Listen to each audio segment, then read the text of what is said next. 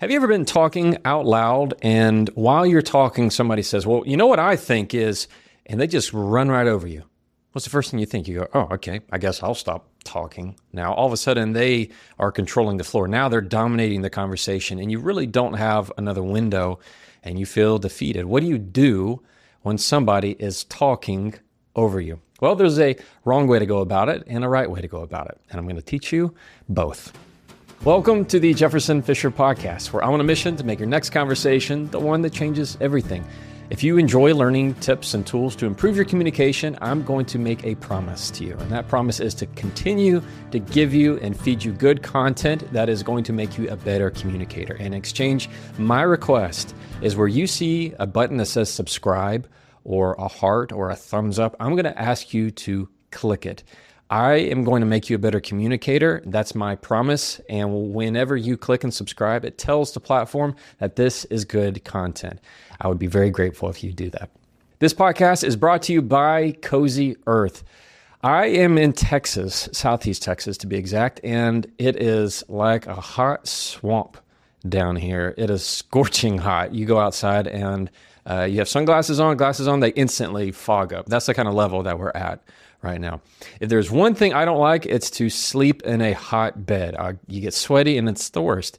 If you use sheets, they're on my bed right now, from Cozy Earth, that does not happen. Go to cozyearth.com/Jefferson. Use the code Jefferson for 40% off. That's cozyearth.com/Jefferson. Use the code Jefferson for 40% off. They not only have bed sheets, they have towels, they have really comfortable clothes. You need to give them a try. Now, if you listen to the rest of this podcast, you are going to learn exactly how to stop it when somebody tries to dominate the conversation. You ready? The wrong way to go about this is when you start to yell and start to try and get more attention to you. Somebody starts interrupting you, and the first thing you say is, oh, excuse me, am I interrupting you? Or, oh, is the end of my sentence interrupt the beginning of yours? That kind of trying to be cute language, that never works. Let me tell you why it doesn't work. Because it makes you look desperate. So whenever somebody is dominating the conversation and interrupts you, the worst thing you can try and do is trying to take it back from them. When you try to out-attention them, that never works. It always puts you in the weaker position. Why? Because it looks like you're grasping for control. That is the wrong way to go about it. Instead, this is what I want you to do when somebody tries to dominate the conversation and talk over you. You ready? Number one, I want you to continue talking exactly as you were. Keep the same volume, keep the same tempo, keep the same pace. Keep talking just like you were. Do not stop. So whenever that person at the board meeting and wherever you are, they start to try and catch in and try and talk over you. Oh, I think, well, what about, and they try and talk over you. Keep talking exactly where you are. This works because it shows a discrepancy between your very even keel, controlled, I'm going to continue talking no matter what you say, even if you interrupt me, I am planted, I am grounded, I do not care what you say. Whenever you keep that same plane and they are just, barking way up here, trying to get your attention, trying to get everybody else's attention, it shows that discrepancy of you being very controlled and them trying to grasp for control. They're trying to get that attention from everybody else while you are the one staying calm and controlled. So, number one is continue to talk. Don't stop talking. All right. Number two, what I want you to do is resist the temptation to raise your voice. We always want to try and out-talk the other person. Whenever somebody starts raising their voice, it's very natural. It's very easy for us because we're trying to kind of jump over them. We're trying to, it's like playing checkers. You want to kind of jump over them. You want to get on top of the conversation. You want to dominate it in some way. Anytime you do that, all it does is escalate them to talk even more. That's how shouting matches happen. Like if you watch the news and you see the talking heads on the news and the people that are just fighting, just arguing to argue, or if you watch like sports commentary, maybe on ESPN or something, and you hear people taking two different positions and somebody's interrupting the other and somebody's interrupting the other and they just start kind of yelling back and forth. Who's listening? Nobody. What do? You change the channel. Nobody's learning anything. Nobody can get anything from that because it's just a power grab for attention. So you're going to resist that.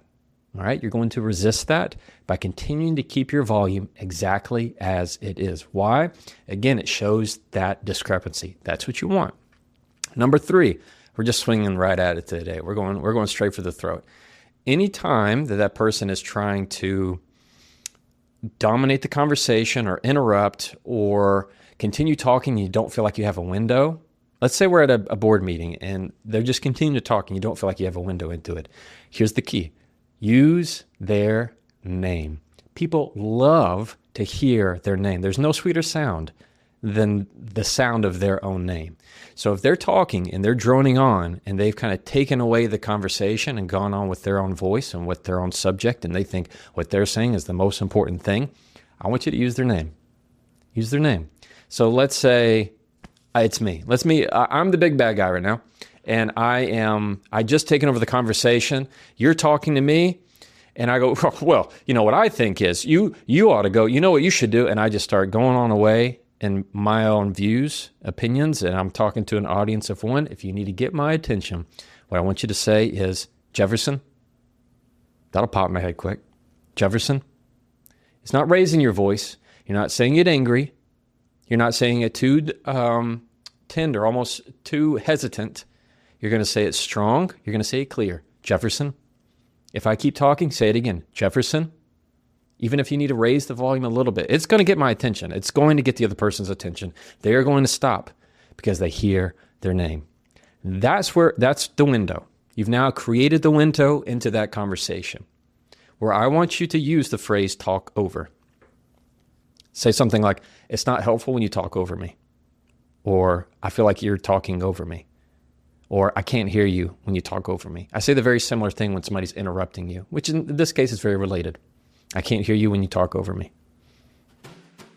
This episode is also brought to you by Element. Element makes hydrating easy, simple, and clean. If you're like me, you're always on the go. Especially when I'm traveling, I need to do better about hydrating, especially in and out of airports. But it's not all that fun sometimes to just drink a bottle of water. So I use a little packet of Element. I've been using it for several months now, and I really like it. My favorite flavor is lemonade salt. I pour it right in. It's like lemon lime. It's tangy, it's sweet, and it always gets the job done. I like it because there's no added dyes, there's no added sugars, just good, clean electrolytes. Element is for people on a mission, whether you're a parent, an athlete, a business leader. And for all of my listeners, you get a free sample pack for every order that you get. So a free sample pack with every order. You can go to drinklmnt.com/Jefferson and try it risk-free. That's drinklmnt/Jefferson and try it risk-free. Anytime you're using that phrase talk over, it's cluing them into exactly what they're doing. Sometimes people don't understand what they're doing. They don't realize what they're doing. Maybe it's not on purpose. But that's beside the point. The fact is they're doing it. So you have to take action. You can't just be quiet and let them continue to talk and you feel less. Then you feel more dismissed. That kind of behavior is something that you need to catch immediately. You can't let it keep going on. Why? Because you're otherwise establishing a pattern of how they can treat you, how they can talk to you.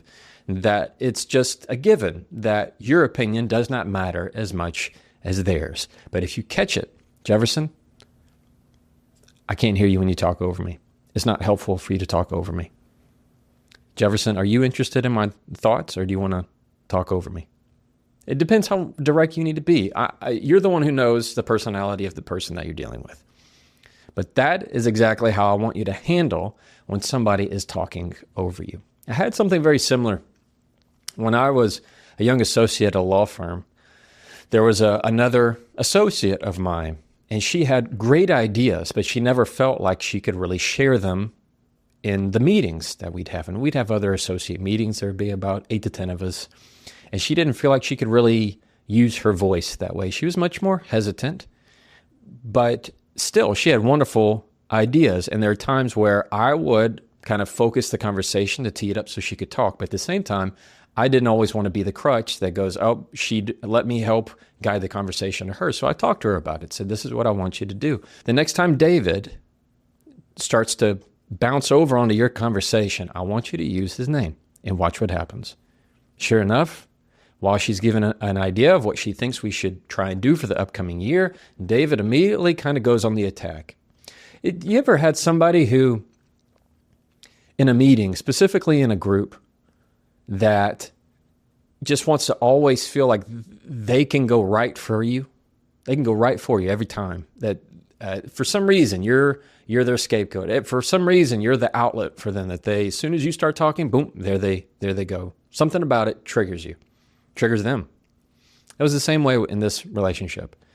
And so she started talking. Boom, David goes in.